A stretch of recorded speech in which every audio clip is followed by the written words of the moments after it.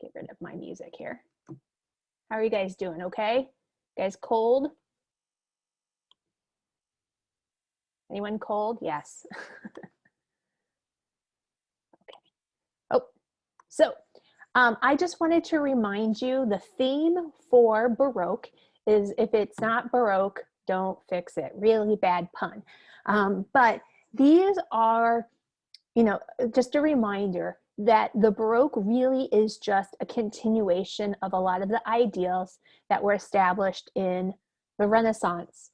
It's kind of like if we were thinking about ancient Greece, it would be like, you know, we have classical, and then we have late classical, we have Hellenistic, where things just become much more dramatic. And so in Rome, we have basically two styles of Baroque that are established. One is by Carracci with his brother and his cousin, who do these monumental ceilings, all in the tradition of Michelangelo. And then this really dramatic, high contrast tenebrism, right? Dramatic lighting of Caravaggio. And so our theme for today is about gender, but I wanted to make sure we saw some of these things. We saw Gaudi, remember him, right? This painting in the Jesuit church. That is in that style of that monumental ceiling. But there are many more, right? So I just wanted to show you a few more. This is Carracci, right? We talked about this already, where it's kind of like broken up into rectangles. It looks like individual paintings. This is Carracci as well.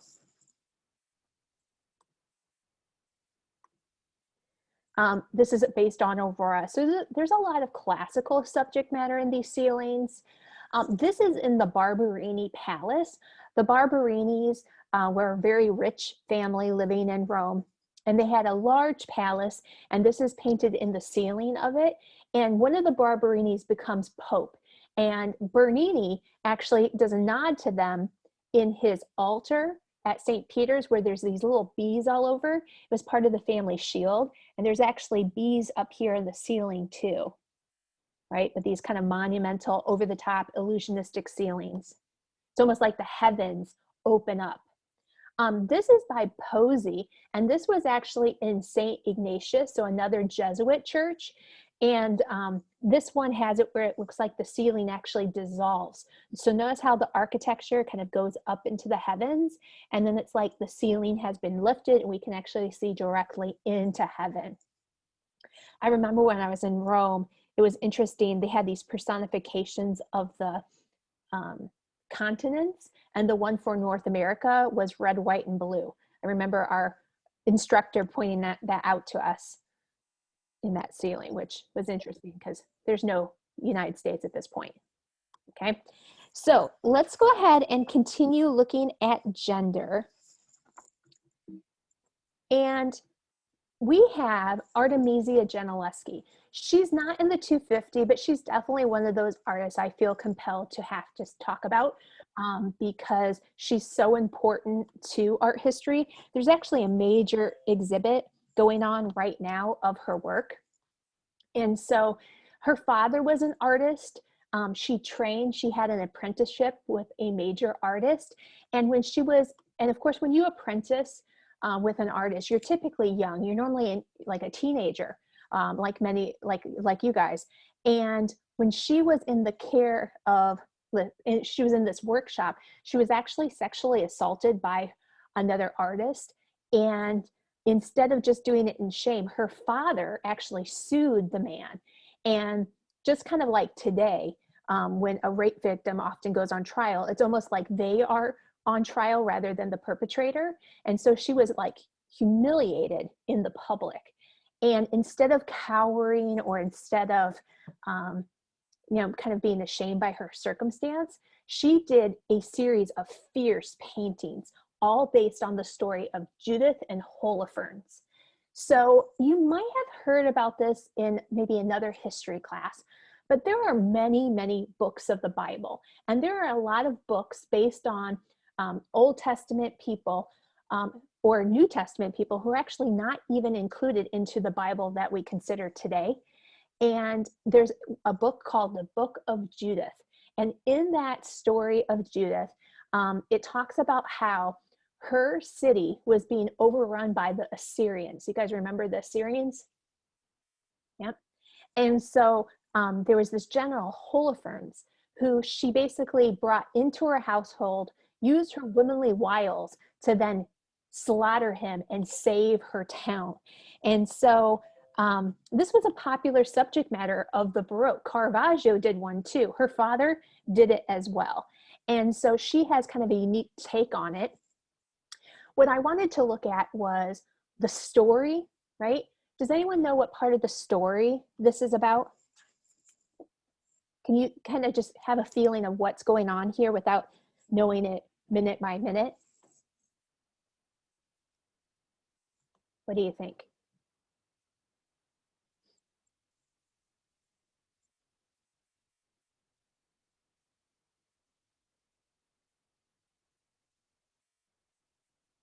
Quana, what do you think? Are they maybe like waiting or hiding or something? Right, it's like they've heard something, right? It's like they've killed Holofernes, that's his head down here. And it's like, oh, be quiet, I hear something, right? So they're like in they're trying to hide his body, hide his head.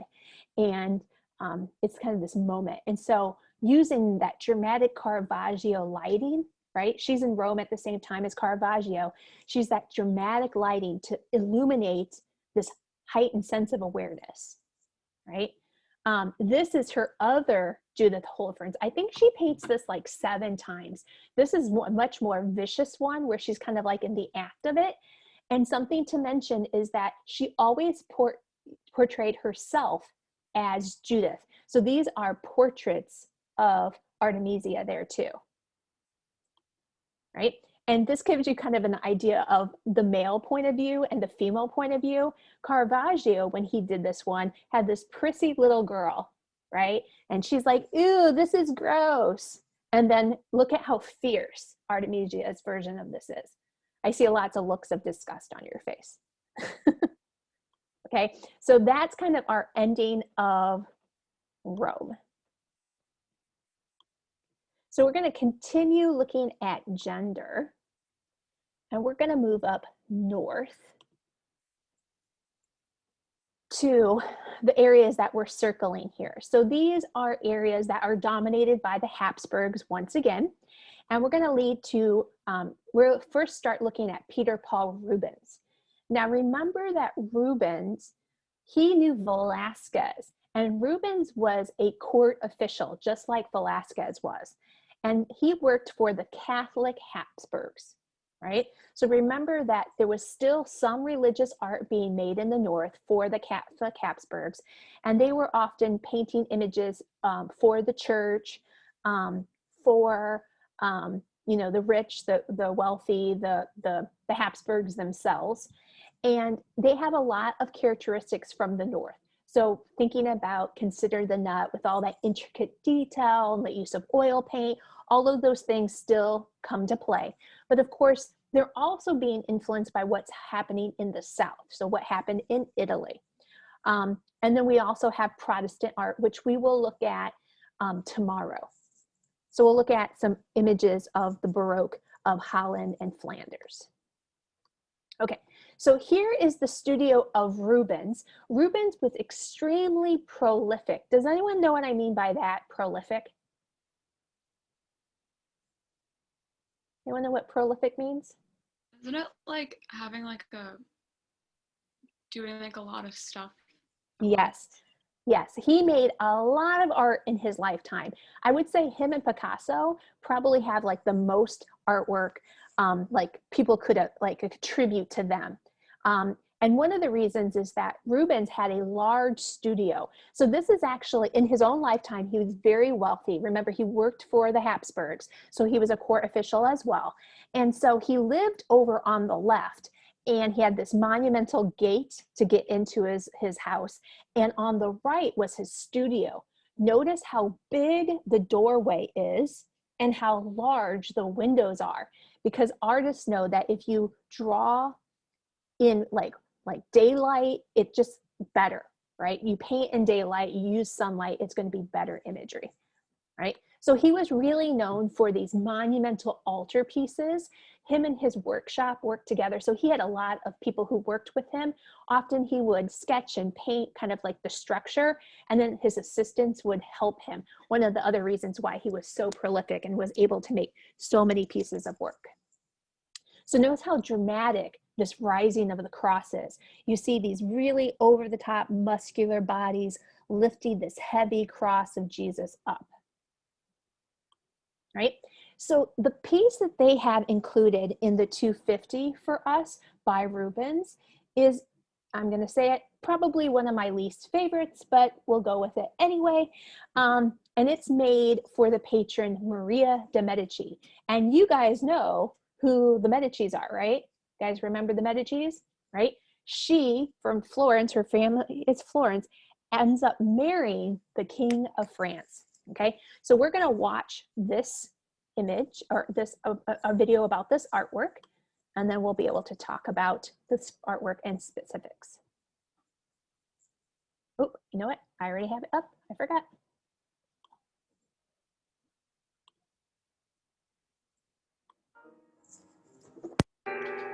We're in the Louvre, and we're looking at the monumental cycle by Peter Paul Rubens of Marie de Medici. Okay. There are 24 canvases that were painted by Rubens over a 4-year period with the help of his workshop. Now, according to the contract, he had to paint all the figures, but his assistants could certainly paint in much of the rest. This is a major commission by one of the most powerful women in Europe at this time, if not the most powerful woman. Her father was the Duke of Tuscany, and her husband was Henri IV, King of France. This cycle is a commemoration of the major events of her life, although I have to come out and say it, it is absurd in its grandeur. It is completely over the top. This is a woman who had some significant events in her life, and certainly was extremely wealthy and extremely powerful. Nevertheless, Rubens clearly had to struggle and bring in every mythological stage prop that he could in order to complete a cycle that was, we can only say, dedicated to her ego. In reality, she had an interesting and problematic life. There were quite a number of scandals, and not least of which was when her son, who would be Louis XIII. He was too young to take the throne, and so she was in control of France as regent. But then when he finally came to age, she continued to reign. She wouldn't let him ascend to the throne. And when he was finally old enough and had the authority to be able to say, no, it's my turn, he actually banished her from France, and he wouldn't allow her to come back for years. And you get the sense of why, because she was obviously very ambitious, very powerful, and it might have been hard to rule in her presence. In her shadow, yeah. Let's take a look at the 9th painting in this series of 24. It is when she is coming to France from Italy. It's called the Deembarkation at Marseille. And, you know, to get off a ship is not usually seen as a particularly triumphant moment. But Rubens is able to make this seem as if it itself is a triumphant moment. Right, she's the queen, victory above her with trumpets announcing her arrival. That's right, not just one, but 2 trumpets. We're going to stop there because it's going to talk about a piece that's great. Like, actually, I would prefer it being the 250, but they pick one that's probably a little bit more complex. So one of the reasons I'm not in love with it. So let's go ahead and get to it. Okay, so this is that piece that they were talking about. Can you guys hear me? Hear me? I switched back into my headphones. Okay, this is the piece that they were talking about on the video that they just started. They spend another several minutes talking about it. And Rubens, like I mentioned, he worked with the workshop. And so he would paint these mock-ups. So this image that you see on the left is a sketch. You guys see this image on the left? This is a sketch. This was him trying to figure out how he wanted to compose it, what kind of colors he wanted to use it. This is his plan. And then this is the finished painting on the right. So this has very much characteristics of Rubens, okay? So when we look at this, you often hear the term when we talk about Rubens as his images of being Rubenesque. So the style of Rubenesque is usually these kind of voluptuous women who are what we would maybe consider to like in some standards might be considered to be like slightly overweight. This is what he thought the most beautiful women look like, because if you were well fed, that means you had money, right? You didn't want a scrawny, thin wife. You wanted someone who could produce children. And this, he actually married twice, and both times his wife had strawberry blonde hair and was rather voluptuous. So he's known for actually using his wives as his models. So this is the image from that series for Maria de Medici that they included in the 250. And so what we're going to do is kind of break up the artwork into parts, okay, and try to figure out what the heck is happening here. There's a lot of content, right? There's a lot of individual parts, and I honestly don't know what AP would ask you about for a question on this. So we're going to try to cover it as specifically as we can. What do you think the setting is for this? Like, what's the background? What do you think? Where do you think this takes place? Katie, can you help me?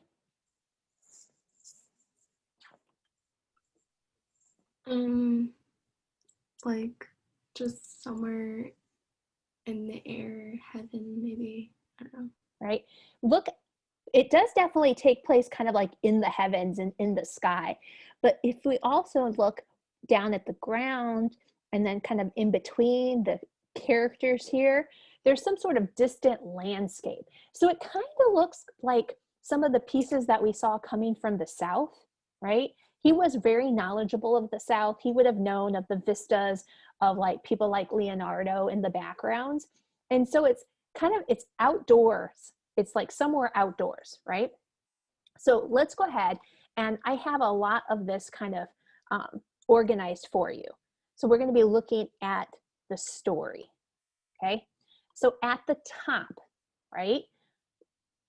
Who floats in the heavens? Any like common people? What do you think?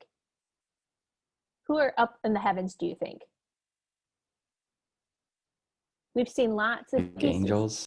Angels, it could be angels, probably especially these winged ones, right? And these little cute pooties down here. These are not angels. Who do we think they are? Who would be sitting in clouds? Like saints. Saints, they could be. This is not religious. This is more classical subject matter. So if I tell you that, what do you think? It's classical. Maybe like gods. It's definitely it's the gods. So at the top, we have the winged god of marriage. We have Hymen on the left, and then we have Cupid as well. And Hymen holds a flaming torch in his left hand to symbolize the passion of love. And so basically what the story is right here is that the king has seen a picture of Maria de Medici, and without meeting her, he falls deeply and passionately in love with her. Right? So he falls in love with her image. And so basically the gods put these two together. So it really shows that the gods, enabled this union to happen from Florence to France, right? So we have either Jupiter or Juno, or Zeus and Hera. We're not exactly sure who these gods and goddesses are in the heaven, but they look down in pleasure, right, at this union of these two. And we can see that they are a happy couple themselves. They show affection, they are touching each other. And then you can see, the admiration at the base, right? So this figure on the right here, right? He's basically a personification of France, right? So he basically is symbolic of the entire country.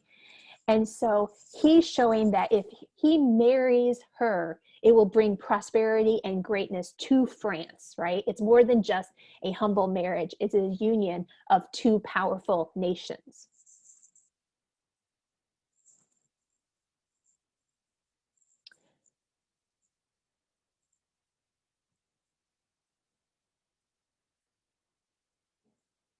Oh, I forgot about this part. He's wearing armor, and the pooties at the bottom have stolen his armor. And so that's basically showing that he should ignore battles. There's smoke in the distance that talks about him being in military, and that he should disregard battles and focus on political move of marrying Maria. Right? So when we look at the style of Rubens, right, let's look at just the style of him. He's not as smooth, right, as like Caravaggio. He's much more kind of that bright light color of Carracci, right? And when we look at the style and the paintwork of Rubens, would you say that everything is perfectly modeled?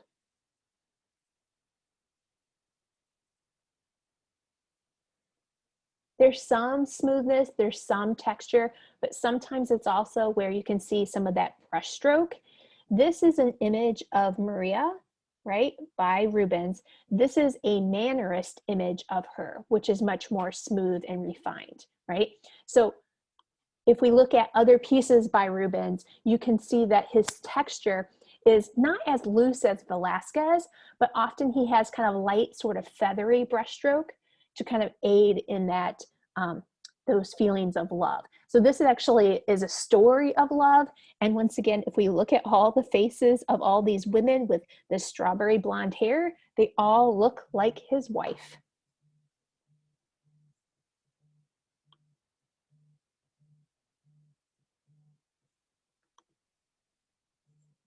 Right?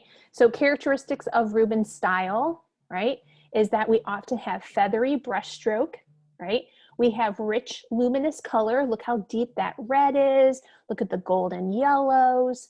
And then his women, right, are typically very voluptuous, strawberry blonde hair, pale skin, right? That's very characteristic of Rubens' work. Any questions on him? You can go to that Smart History and kind of once again, or go back to these slides if you want to write more notes on the content, okay? The last piece we're going to look at today is by Rembrandt. So another art artist, and Rembrandt was a really well-known printmaker as well as painter. We're going to skip through this, but this little print is only about 2 inches big. It's really, really tiny. And so the print that they put in the 250 for Rembrandt is Self-Portrait with Saskia. And so we're talking about gender here, right? That's kind of the theme for today. So let's look at the role of the male artist and the role of the female wife, right, in this print. So when looking at Rembrandt, how is he portraying himself in his self-portrait? Any ideas? Let's look at what he's wearing, right? Does he have rags in his hair, or does he have a fancy hat?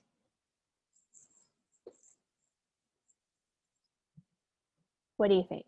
Are these rags in his hair that painters normally use? I've got rags in the hair, or beret. There we go. And with rags. What do you think? Raheel?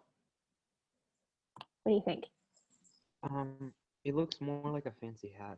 Right. So that's showing that he's well-to-do. He wasn't always well-to-do. He actually goes into poverty at one time, but he wants to show himself as a very affluent artist. So he's wearing a nice hat. He's wearing decent clothing. It's kind of a rough print, so you don't always get that. But what is he doing? What is he holding in his left hand? Can anyone tell?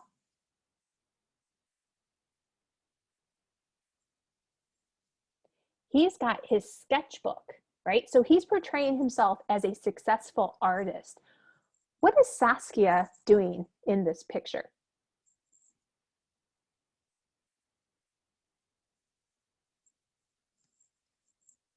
She's kind of like behind her man, right? She's being there for her guy, right? And so in looking at these two images, notice how he changes the style based on the sex, right? When we look up close, he's still kind of sketchy and rough, but there's a lot more detail included on him. She has more of an unfinished sort of quality there. So she's kind of there as a supporting role, even though they had a wonderful marriage, right? It kind of shows how women were often portrayed in that time and setting, right? So notice in this etching how it has kind of this rough sort of sketchy style to it. It doesn't mean that other prints by him didn't have a lot more detail, but for this one, he left it rather sketchy, right? So he was really known for his self-portraits like that print, and we can watch this video on your own. It actually shows his style changing from like 18 to when he dies like in his like 60s or 70s. But he often would show himself using Caravaggio lighting, emphasizing his face and his hands, because of course he's an artist, right? And in his painting style, you can see that just like Rubens and just like Velázquez, he allows for mark making to happen. And we can even go back to the print, right? And you can see the marks or the touch of the artist, so showing his importance. Okay, that's where we're ending today. So we will start off with 78 tomorrow, right? And continue. If you have any questions, let me know on your way out.